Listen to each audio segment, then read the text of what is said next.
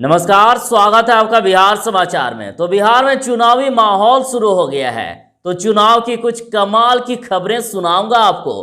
तो प्रवासी मजदूरों को रोजगार मिले, इसको लेकर बड़ी खबर आ गई। तो वहीं गरीबों के लिए पीएम आवास योजना के तहत बनेगा उनका अपना मकान। तो चाहे कोरोना अपडेट हो, मौसम समाचार, बाढ़ पीड़ितों के लिए खबर, सियासी की बड़ी खबरें, कुल मिलाकर कहिए ना कि बिहार की अब तक की सभी बड़ी खबरें आपको इस वीडियो में देखने को मिलेगी। तो आगे बात करने से पहले आपसे अनुरोध है, कृपया वीडियो को एक लाइक अवश्य कर दीजिएगा। आपका लाइक करना ही हमारे मेहनत का फल होता है। तो सबसे पहले सुर्खियों की बात कर लेते हैं। तो बिहार में 1928 नए कोरोना पॉजिटिव मरीजों की पहचान हुई और टोटल संख्या 1,38,265। तो गरीबों के लिए बड़ी खबर है कि पीएम आवास योजना के लिए सहायता राशि जारी कर दी गई। तो प्रवासी मजदूरों को मिलेगा रोजगार, श्रम विभाग आगे आया है और आपको मजबूरी में नहीं जाना पड़ेगा बिहार के बाहर। तो सुशील मोदी का ऐलान कि झारखंड सरकार ने सजायाफ्ता लालू प्रसाद को आइसोलेशन के बहाने पहुंचा दिया आलीशान बंगले में। तो जेडीयू का लालू प्रसाद पर बड़ा हमला और कहा भ्रष्टाचार करने में शर्म नहीं आती और जेल में रहना शर्मनाक लगता है। तो राबड़ी और तेजस्वी ने सीएम नीतीश पर बोला हमला और कहा डबल इंजन की सरकार ने बिहार में बेरोजगारी बढ़ा दी। तो बीपीएसएससी ने बिहार में दरोगा बहाली की परीक्षा की तिथि तय कर दी है। तो यदि आप गैस सिलेंडर यूज करते हैं तो बड़ी खबर है, घरेलू गैस सिलेंडर की कीमत बढ़ गई है। तो वहीं अच्छी खबर है कि अब 406 करोड़ से बनेगा कमला बराज और 1,10,000 एकड़ में होगी सिंचाई। तो दिन भर की गर्मी से परेशान हो गए है ना। तो आज मैं बताऊंगा कि आखिर कब से बारिश हो सकती है। तो कांग्रेस की वर्चुअल रैली 4 सितंबर को, तो वहीं जदयू की वर्चुअल रैली होगी 7 सितंबर को। तो माय गॉड, ये कैसी खबर। बिहार के कोसी क्षेत्र में बाढ़ पीड़ितों की समस्या को सुलझाने के लिए बने प्राधिकार का दफ्तर ही लापता। तो बिहार में बीएसपी अपने दम पर लड़ेगी चुनाव और 243 सीटों पर उतारेगी उम्मीदवार, महागठबंधन से कोई लेना देना नहीं। तो गजब की खबर, सड़क हादसे में मौत पर मिला था 4 लाख का चेक और वो हो गया बाउंस और पीड़ित पक्ष ने प्रशासन को भेजा है लीगल नोटिस। तो चलिए बात करते हैं खबरों को विस्तार से।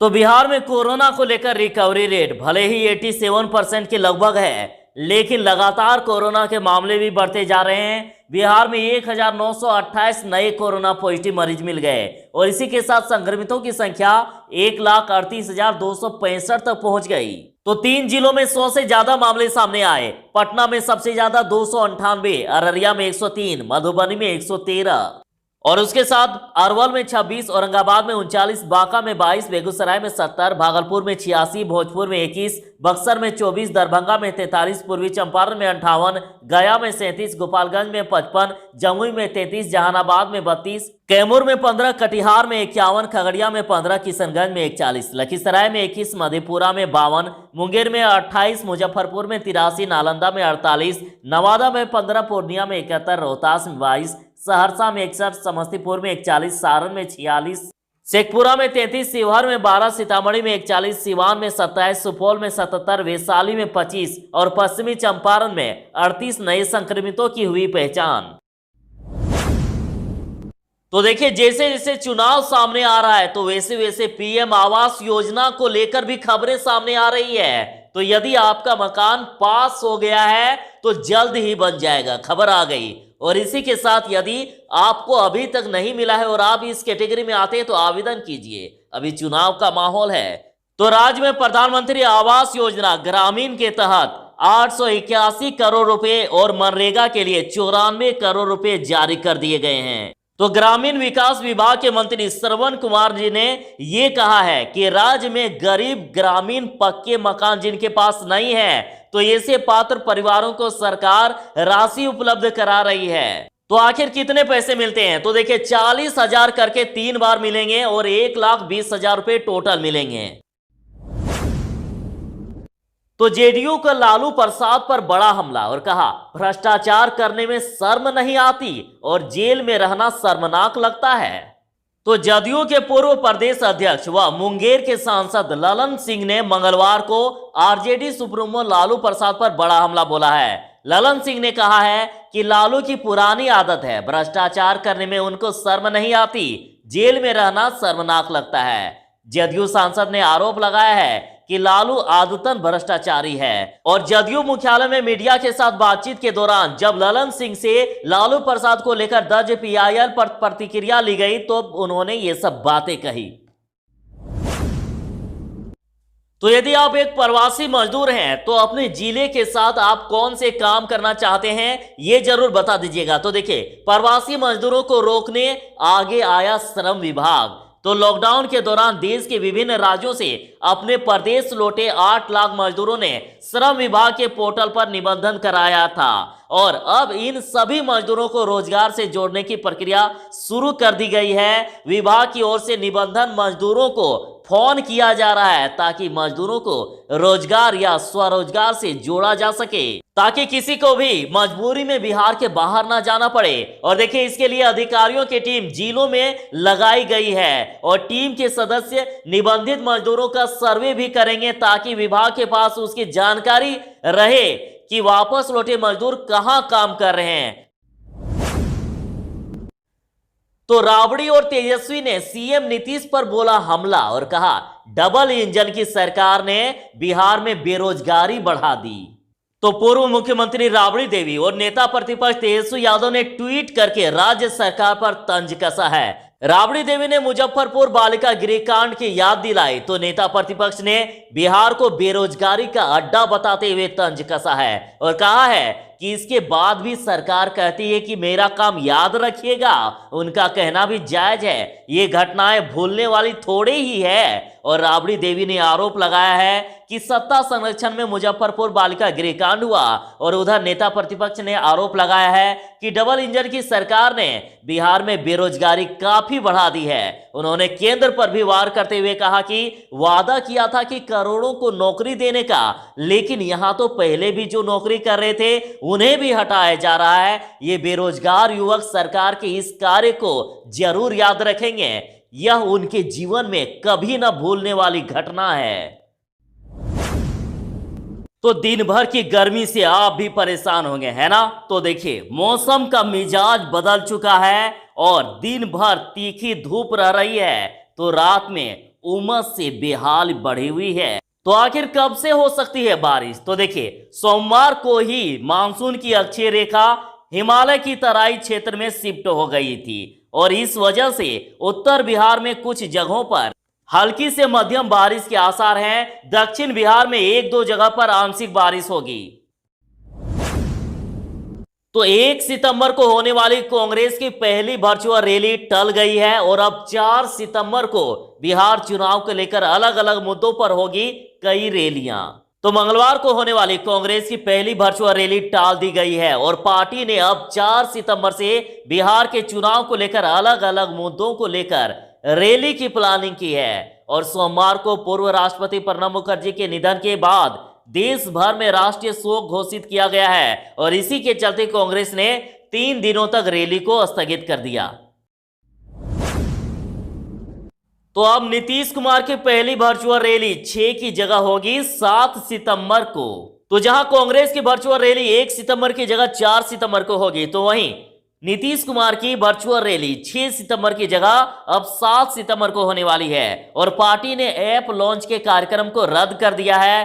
भवन निर्माण मंत्री अशोक चौधरी ने कहा है कि अब सीधे 7 सितंबर को रैली होगी और पार्टी ने यह फैसला पूर्व राष्ट्रपति प्रणब मुखर्जी के निधन के बाद घोषित 6 दिन के राष्ट्रीय शोक के चलते किया है। तो बिहार में नेतृत्व का संग्राम छिड़ गया है और नीतीश के खास रहे आईएएस पुष्पम प्रिया के समर्थन में आए और बोले कि सीएम को पता नहीं कि ड्रेनेज और सीवरेज सिस्टम में क्या फर्क है। तो पिछली बार जब पटना डूबा था तब नीतीश के खास माने जाने वाले आईएएस अधिकारी अनुपम कुमार सुमन पटना के नगर आयुक्त थे और जब उन पर गाज गिरी तब भी वे चुप रहे, लेकिन अब पूरे 1 साल के बाद पहली बार सामने भी आए और नीतीश के खिलाफ उतरने के साफ संकेत दिए। उन्होंने साफ कहा है कि सरकार को मेरी नेतृत्व क्षमता पर शक था और अब प्लुरल्स की सरकार बनाकर बताएंगे कि नेतृत्व किया कैसे जाता है। उन्होंने कहा है कि मुख्यमंत्री नीतीश कुमार को यह भी नहीं पता कि सीवरेज और ड्रेनेज सिस्टम में क्या अंतर है। और पूर्व नगर आयुक्त ने कहा कि पटना नगर निगम नरक निगम है। मैं आईएएस पैसा कमाने के लिए नहीं बना था और नौकरशाही में पैसा कमाने का धंधा नहीं चलाने पर परेशानी होती है और ये मेरे साथ भी हुआ। तो चुनाव की तैयारियों के बीच बड़ी खबर, बिहार की पुकार फिर से नीतीश कुमार, जदयू का हाईटेक चुनावी रथ तैयार। तो बिहार विधानसभा चुनाव की तारीखों की घोषणा अभी नहीं हुई है, लेकिन सभी राजनीतिक पार्टियों ने इसके लिए कमर कस ली है और अपने अपने अंदाज में मतदाताओं तक पहुंचने के लिए सारी तैयारी हो चुकी है। तो जदयू ने तो बाकायदा हाईटेक चुनावी रथ भी तैयार कर लिया है और इस पर लिखा गया है कि बिहार की पुकार फिर से नीतीश कुमार। राजधानी पटना से ये चुनावी गाड़ियां पूरे बिहार में भ्रमण करेगी और पार्टी के साथ बिहार सरकार की उपलब्धियों के बारे में जनता को बताएगी। तो बीपीएसएससी ने बिहार में दरोगा की बहाली की लिखित परीक्षा की तारीख तय कर दी है। तो देखिए बड़ी खबर है कि बीपीएसएससी ने दरोगा बहाली यानी एसआई एग्जाम की लिखित परीक्षा की घोषणा कर दी है और परीक्षा 11 अक्टूबर को आयोजित की जाएगी। तो बीपीएसएससी ने दरोगा बहाली यानी एसआई एग्जाम की लिखित परीक्षा की घोषणा कर दी है और दरोगा, सार्जेंट और सहायक जेल अधीक्षक के पदों पर होने वाली बहाली की परीक्षा, इसकी मुख्य परीक्षा 11 अक्टूबर को आयोजित की जाएगी। तो डेट याद हुआ, फिर से रिपीट कर रहा हूं, 11 अक्टूबर को मुख्य परीक्षा आयोजित की जाएगी। तो बिहार के पटना में घरेलू गैस सिलेंडर की कीमत बढ़ गई है। अब आपको थोड़े ज्यादा पैसे देने होंगे, लेकिन डरने की कोई ज्यादा जरूरत नहीं है। ज्यादा पैसे मतलब जो घरेलू गैस सिलेंडर होती है उसमें 1 रुपये ज्यादा और जो व्यवसायिक गैस सिलेंडर होती है 19 किलो वाला उसमें से 1.5 रुपये ज्यादा लिया जाएगा। यानी आपको 1 सितंबर से घरेलू गैस सिलेंडर पर 692 रुपये 50 पैसे, तो वहीं व्यवसायिक गैस सिलेंडर पर 1326 रुपये देने पड़ेंगे। तो विधानसभा चुनाव से पहले राजद में एक और टूट और विधायक वीरेंद्र कुमार भी जेडीयू में हुए शामिल और उसी के साथ नीतीश कुमार के साथ लालू के 7 विधायक। तो बिहार विधानसभा चुनाव से पहले राजद को एक और झटका लग गया है और मंगलवार को बेगूसराय के तेघड़ा से राजद विधायक वीरेंद्र कुमार ने जदयू का दामन थाम लिया और जदयू सांसद ललन सिंह ने उन्हें पार्टी की सदस्यता दिलाई।